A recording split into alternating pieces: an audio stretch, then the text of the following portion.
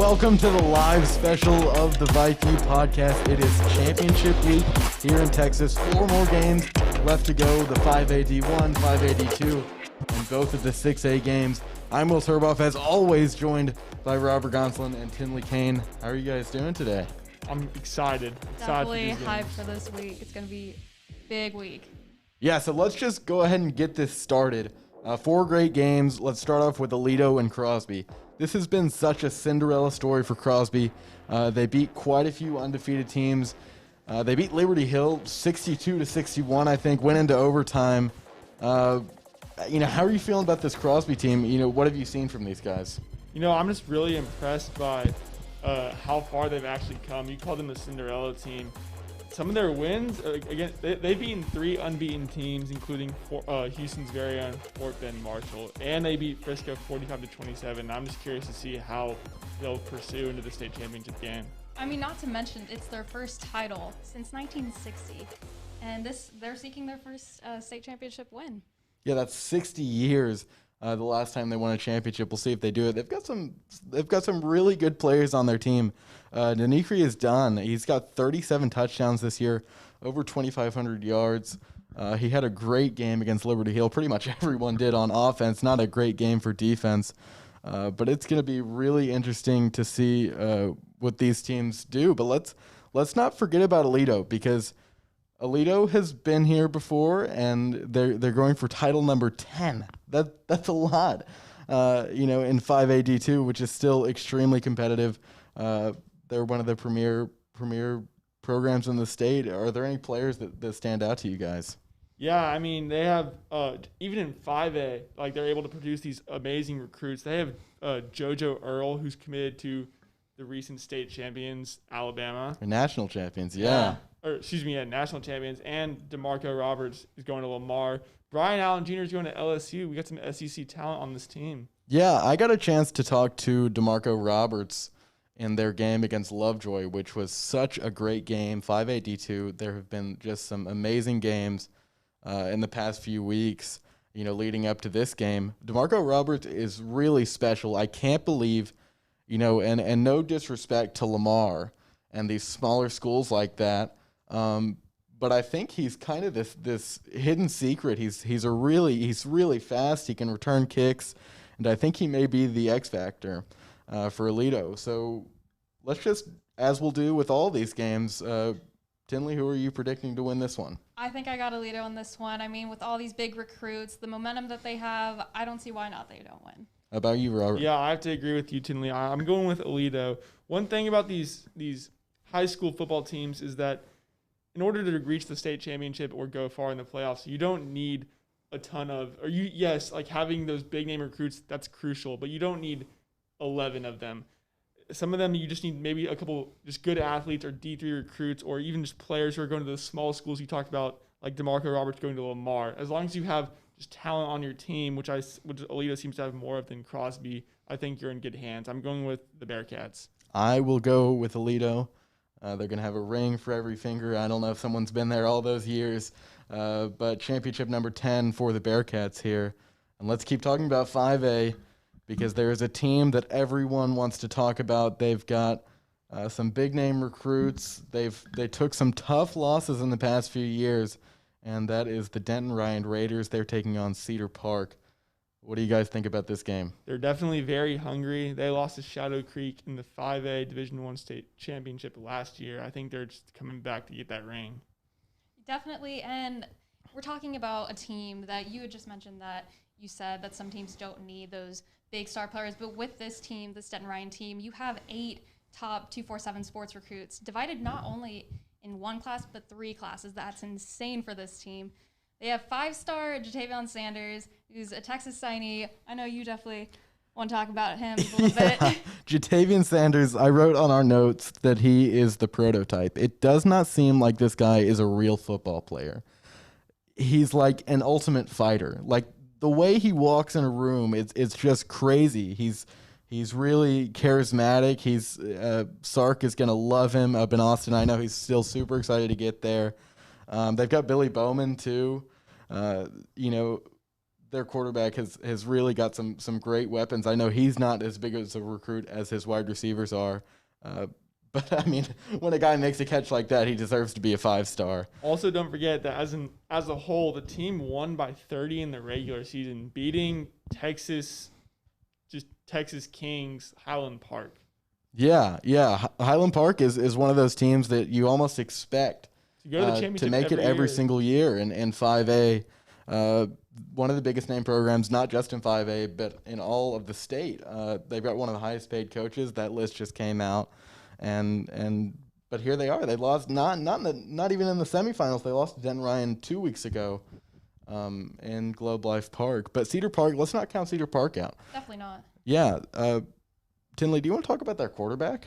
Yeah, for sure. I mean, offensively, this team can take on anyone. With Ryder Hernandez, who's leading this team, he's thrown for 58 touchdowns.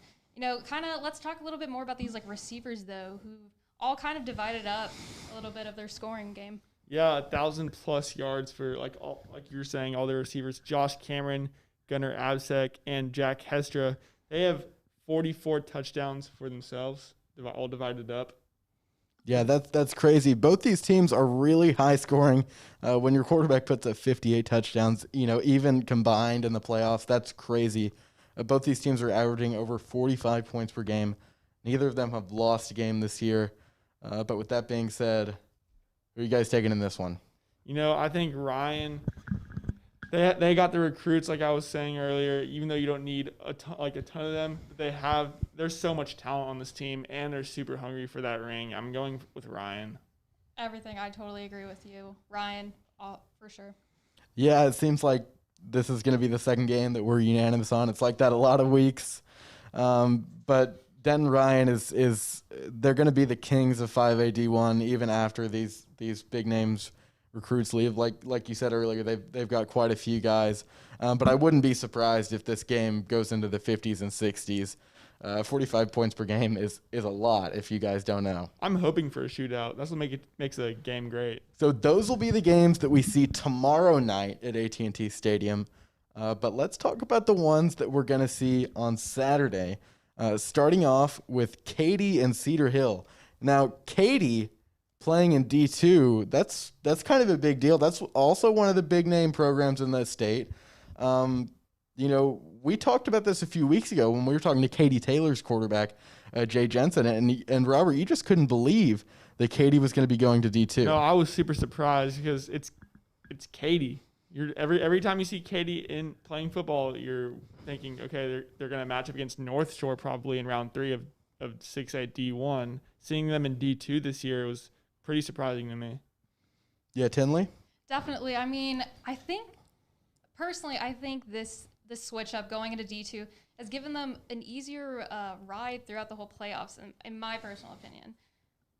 Yeah, that loss to Jalen Milroe and Tompkins in the regular season, that's a game that none of us will forever forget, and it changed the trajectory of Texas high school football because Tompkins goes into the playoffs with no losses, Katy goes in with 1, and they decide, man, it looked like a good idea to put Katy in D2.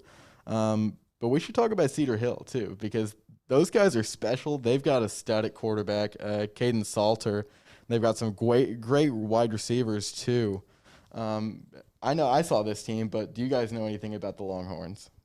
I mean, yeah, he's thrown for over, the quarterback you're talking about, he's thrown for over 2,500 yards and 31 touchdowns. Not to mention he's rushed for 1,075 yards and just a couple rushing touchdowns, too. Yeah, I mean, in order for Katy to secure this win, if their coach had mentioned they really need to step up their defense. And obviously, with a quarterback that's rushing for 14, throwing for 31, you definitely got to stop that momentum. Yeah, I got to see Cedar Hill play against Rockwall Heath a couple of weeks ago. It was really a sloppy game, to be honest. It was a well-played game, but both the teams, there was a fumble late by Cedar Hill, and it looked like they just let the game slip out of their hands. They ended up getting an overtime win. Javian Clemmer, who came from Arkansas as a wide receiver, he's great. Salter's got some other great guys, and he's got a great running back, and he is headed to Tennessee just 4 days after the game on Saturday. But it seems like he is all locked in to try to dethrone the Tigers. And these teams played each other. They've played each other quite a bit in the state title. 2020, 2012, 2013, and 2014, that was the matchup every single year. Yeah, going back to what you were saying on how this quarterback, he's heading to Tennessee just 4 days after the state championship game. Usually in the second semester of high school, a lot of these big-name recruits like to already just go off to college and graduate early. Like Hayden Connor, Katie Taylor's big offensive lineman, he headed to Texas yesterday. Yeah, we also have Jalen Milroe, who went over to Alabama just right before national championship, too. Yeah, so Katie's one loss was against Jalen Milroe, and Cedar Hill's one loss was to Grayson James and Duncanville. Duncanville, who is out, and we will talk about that in just a second. But before we get to the main event, the Southlake Carroll and Westlake game, Robert and I got the chance to interview one of the key players in this game, Quinn Ewer's favorite target this year when they're both healthy. It's something that you just have to see to believe. So here's our interview with Southlake Carroll wide receiver Brady Boyd. And we have the pleasure of speaking to Southlake Carroll wide receiver Brady Boyd. Brady, how are you doing? I'm doing great. Had watched some film this morning. Just getting ready to get back at practice today. Yeah, how excited are you for the game on Saturday? It's something you dream about as a little kid. Going up and playing high school football. This is a big game. Everybody dreams of being in. Can't wait for it. Yeah, you said there was some kind of media day today. I know. We've got an interview with you now. What has the coverage been like in the past few days now that you know that you're state bound? Yeah, we've been getting hit up by a lot of people.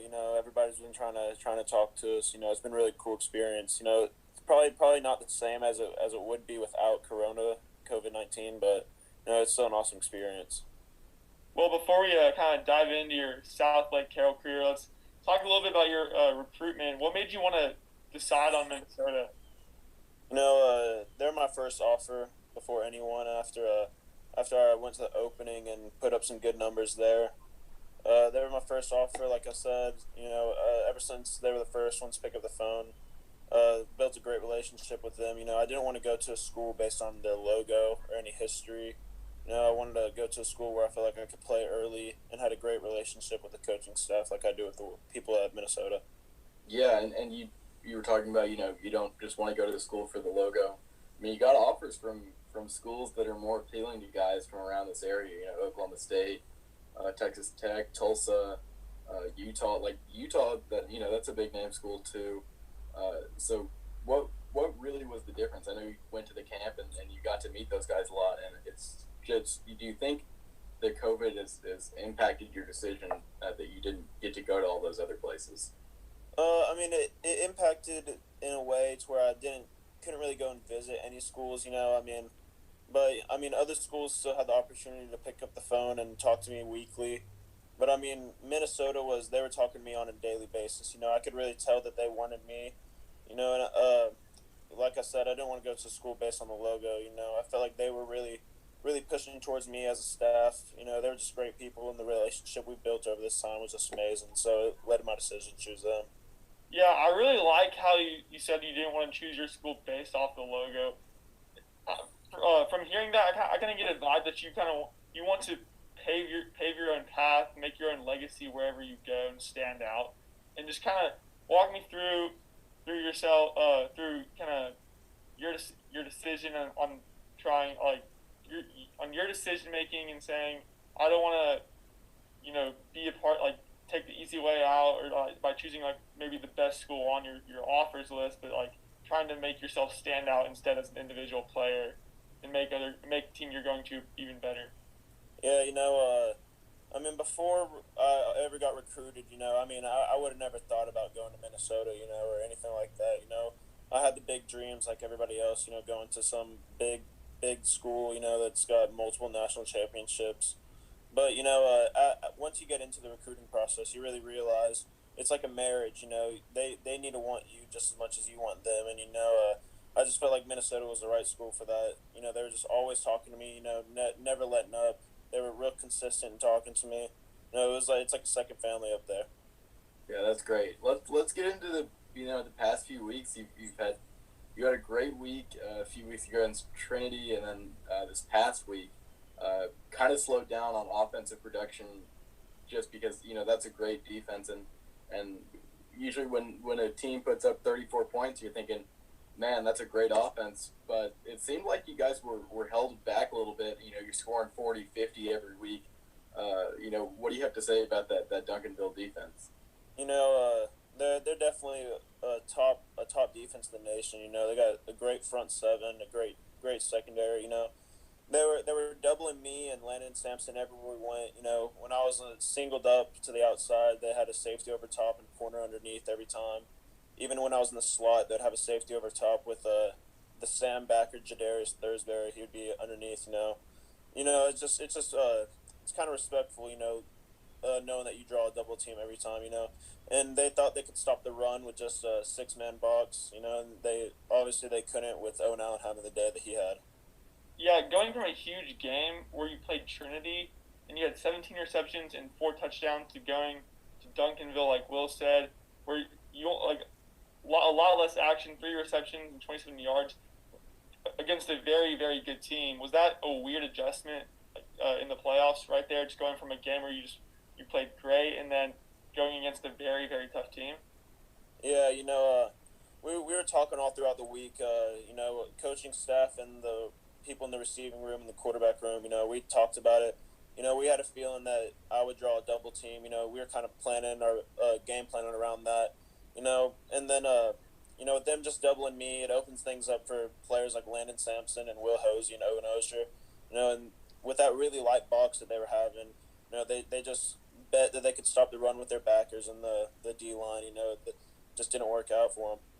Yeah, so I got a chance to talk to you about this time last week.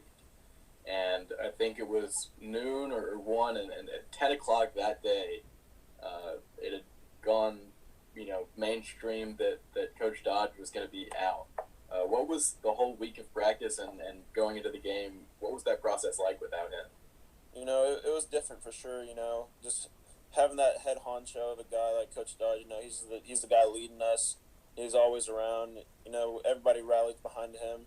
So, once we got the news that he was going to be out, it was devastating, no doubt. But, with this coaching staff that we have, it doesn't matter who we got out there. All the coaches can get it done. And I think the players really rallied behind that he was going to be out. We wanted to do it for him. We didn't want him to be out the last week of our season. So, we knew we had to go out and get the dub so he could come back.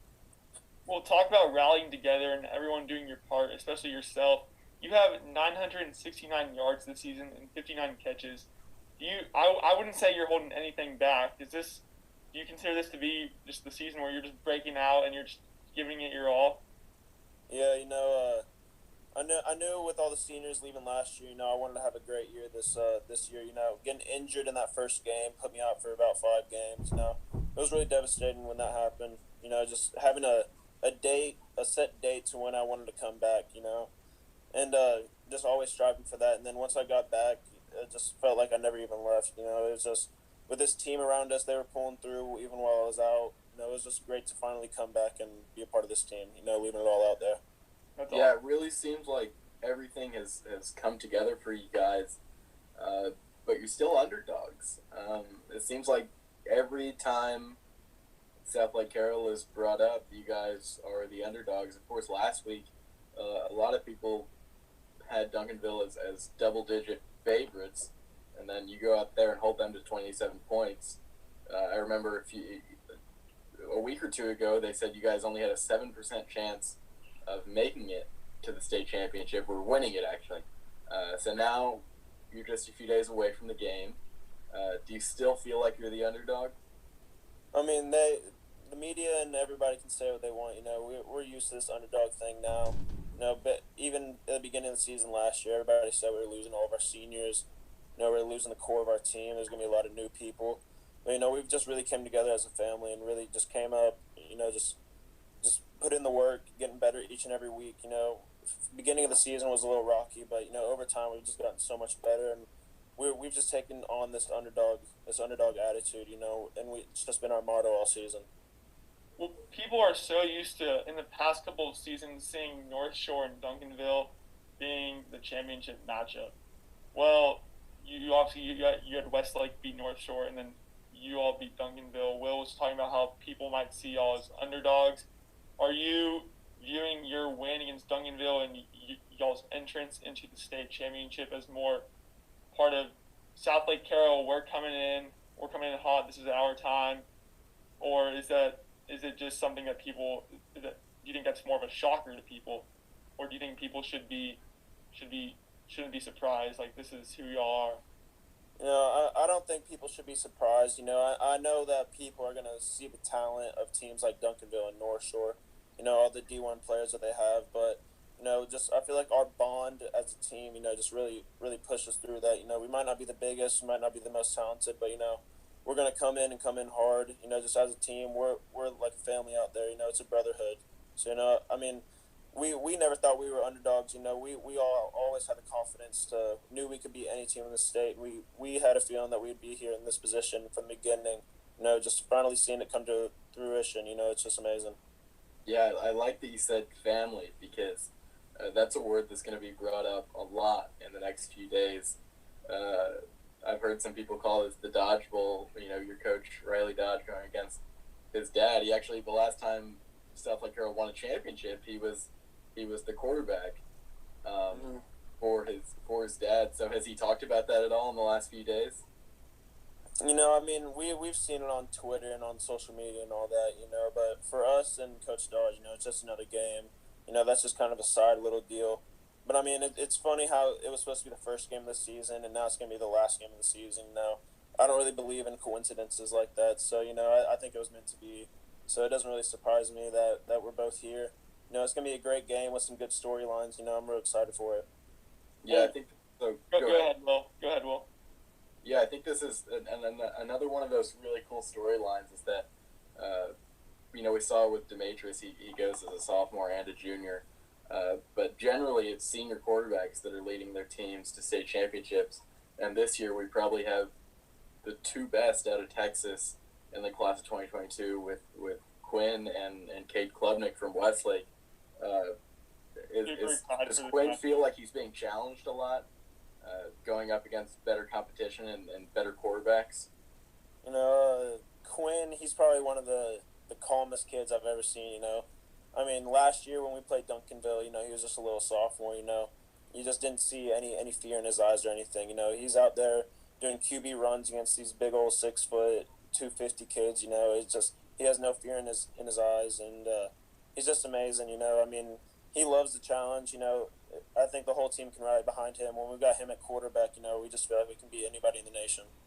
Well, how's your relationship been with not only him but the rest of the team that's brought y'all closer together and reached y'all towards greater success? Like, when most people think of the top football teams in Dallas, Carroll's always up. They're always up there, but they're also thinking of Duncanville, Highland Park, Allen. And so how's y'all's relationship with the teammates, especially Quinn, like, helped y'all reach greater success and then making y'all stand out more and just make you feel more proud of being a part of this Carroll team? Ever since the beginning, even before the season started, when last season first ended and we were in the first day of off season, we were talking about it. Just everybody was going to go ahead and count us out because we were losing so many people. Everybody thought that we couldn't do it and all that, but just the relationships we built, we just really came together. We knew that like I said, we're not going to be the most talented, we're not going to be the biggest, fastest, but we're all going to stick together, and we feel like a lot of people together is a lot better than a lot of individuals. Yeah, you guys have really stuck together. It's we want to congratulate you on getting to this point. You're going to play in the Dodge Bowl on Saturday night in AT&T Stadium. So we thank you for doing this interview with us. Thank you. Good luck to you. Thank you all. Well, we want to thank Brady Boyd once again for doing that interview with us just days before the Dodge Bowl. So he's a great guy, and we hope to speak to him again. But before we talk about this huge game for 6A D1, we forgot to make our picks. And Robert, you actually had something else to say about Katie. Well, I've gotten to cover the Tigers for 2 of their playoff games this year, and I was very impressed. Caleb Koger. We talked about there's a lot of sophomore talent. Quinn Ewers and Cade Klubnik playing this weekend. There's also Caleb Koger, the Katy Tigers starting quarterback. He really reminds me of Patrick Mahomes. He can really sling that ball very far. He's thrown for about 1,500 yards this season and 23 touchdowns. And he stepped in, first-year starter, leading a very, very well-known offense. I'm going with the Tigers because this guy can really throw the ball. Yeah, comparing someone to Patrick Mahomes is a pretty big honor.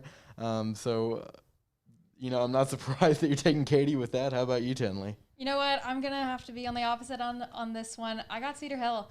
I mean, their only loss was to a superior school like Duncanville. I just think they have the talent. I think they're going to win it.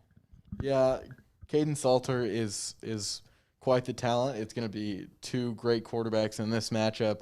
But I'm going to go with Tinley here. Cedar Hill is going to get a championship in this game. We'll see. All right. Well, we weren't unanimous on this one, and I don't think we will be on this next game either. The 6A D1 matchup Saturday night in AT&T Stadium. It's going to be as packed as it can be in the age of social distancing. Riley Dodge's Southlake Carroll Dragons taking on Austin Westlake's Chaps, led by Todd Dodge, the father-son matchup right here. If you don't remember, the last time that Southlake Carroll won a championship, Todd Dodge was the coach there for the Dragons, and Riley Dodge was the quarterback. They ended up staying together when Riley played at UNT, North Texas. So this is going to be really crazy. But the main storyline in this game is the quarterbacks. 2022 is taking over, like you already said, with Koger, but these are two of the best quarterbacks that I've ever seen. Cade Klubnik for Westlake, 4-star, and Quinn Ewers. We were going to talk about Quinn Ewers sooner or later. He's the number one recruit in the nation, no matter what class. He's a 1.0 on 24/7. So what are your biggest takeaways from both of these teams so far? Well, Will, let's start with Cade. As the season's gone on, the more you've talked about Westlake, I've begun to keep an eye on them a little bit more. And, wow, they've really opened up my eyes. This team can really score on the passing game, too. I think that Cade, like I said, a sophomore quarterback, the way he's able to just lead his offense and score so much while his defense is shutting out teams every week, I think that Cade has a lot of room to work with, and he's been executing perfectly. Going into talking about Southlake Carroll here, let's talk about Quinn Ewers a little bit. He'd been out most of the time this season due to an injury, but since his return, he's been on fire. But Ewers is not the only one for the Dragons. They also have Owen Allen with the use of the running game, who's rushed for over 2,000 yards, 26 touchdowns, and he's their leading scorer. Yeah, a lot of people have doubted this Southlake Carroll team. I know we talked about that with Brady a lot. Even in the game with Trinity, people were saying, man, is this going to be the one where Carroll slips up? And they gave up a lot of points in that game. And then last week, they go out and beat Duncanville. I think there was like a 7% chance that they would make it to the state championship. But they go out and beat Duncanville, a team that I thought was almost unstoppable. I thought they were going to win it this year. I thought this was Duncanville North Shore for the third time. I thought Duncanville was going to take it. Grayson James is a great quarterback. They've got like 10 of the top 20 recruits in the DFW area. I talked to a lot of people in Arlington that said North Shore can't even stop this team. That Duncanville was completely unstoppable, but a junior quarterbacks and I don't even think we should call him a junior quarterback because he's so far ahead of everyone else. Yeah. It's like this guy is in his own league right now, Quinn Ewers. But someone else who has been in their own league right now, we were talking about him earlier, Cade Klubnik. We've got to know the guy in the past few weeks in this playoff run. But he did a little something last week, and he beat North Shore. And most of us didn't see that coming. I think I did. No. I think a few weeks ago I said, how cool would it be if Southlake Carroll played Westlake? But actually beating North Shore Tinley, that's a huge deal, right? Oh, absolutely. Huge. I can't believe that actually happened. Considering how big of a fan you are of this team, you're definitely not surprised. I think me and Robert were easily surprised by this win. A quick question. Do you think, regardless of talent, between both teams. Do you think that North Shore Westlake game tops the Shadow Creek Dawson game earlier this season? Those are two for 6A. Those are two of the best games. But yeah, I've watched the game over again and just I didn't know who was going to win up until the end there. And even just watching it back and forth, it's like, man, this game really was what you want in Texas high school football. So, yes, I do think it was the best game of the year. I'd have to agree with you. Yeah, I definitely too. Another question, do you guys think that Carroll has a home field advantage just miles away from AT&T? Carroll is a Dallas team, and usually you'd expect in a non-COVID year there would be more Dallas fans at the game due to their own convenience of where they live. But there's obviously going to be limited attendance at the stadium this year. In Westlake, they're so used to playing in the state championship that I don't think that, regardless of even if both teams are very talented, I think that it's a pretty even playing field right now. Yeah, Westlake brings quite the crowd out wherever they go. They probably have one of the biggest and most loyal fan bases in the state. And they've also got a great defense, 5.5 points per game. Stopping an offense led by Quinn Ewers is going to be a whole different story. They held North Shore to 21. So just to end the night here, let's go ahead and make our picks with a score, actually. For this game between Southlake, Carroll, and Westlake. I'll start us off. Westlake's defense, so good. Led by, let's not forget, we had Michael Taff on earlier this season. He's committed to Rice. He defensive MVP last year when Westlake won it. I'm going to go with the Chaps. The defense is going to, it's going to be a high-scoring game, but the defense is going to for Westlake is going to come out on top on the end. I'm going 55-47 Westlake. Wow. High-scoring game. I think it's going to be a high-scoring game, too. I mean, both offenses are stellar, led by the 2022 quarterbacks. I just think, though, Westlake is just a solid program. You got offense, you have defense, both being so awesome. So score-wise, probably 60, something around low 60s, and then Southlake Carroll getting somewhere around high 50s. Yeah, you guys know that I'm one of the biggest Westlake fans in Houston. I know some of the guys on the team, and going into the year, I said, why is Westlake, so underrated? They're beating everyone by 60, no matter who it is, every single week. They're beating people, and they're putting up points in like basketball games, And last week we thought it was going to be a high-scoring game too.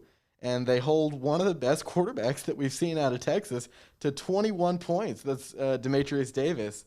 I said Quinton's in a different league, but I don't think it's enough to beat the Chaps. I'm going to have them winning 45-21. I don't think it's going to be a close game, to be honest. It's a bold prediction, but I think we had to have one of those. Pretty accurate so far. I mean, I think you were early this podcast. I think you were talking about Westlake just taking it all, if I'm not mistaken. So, I mean, you've been pretty good with your predictions. Yeah, we said at the beginning of right before the playoffs started, all of us predicted who we thought the champions would be. And originally we thought maybe that Westlake would go D2 again, and North Shore would have another. They would be able to go to. Back when we thought Katy would be going D1 as well. Yeah. So Westlake and North Shore played each other last week. Sets up this great game between the Dodge coaches. We're really excited to see this one. I think I'll be here for the watch party. I don't know what you guys are going to be doing, but I'm sure you're going to be watching the game. Yeah, and consistently being on Twitter, for sure. Yeah, it's going to be on Fox Sports Southwest, but we will be watching live here in the VYPE watch party. So that is going to do it for our first live special here. We want to thank you again. It's going to be a great weekend of football. What a way to send us off, guys. Yeah, it's been a great weekend of football. It will be a great weekend of football. I'm Robert Gonsolin. I'm Tinley Kane. And I'm Will Turboff. Thanks for joining us.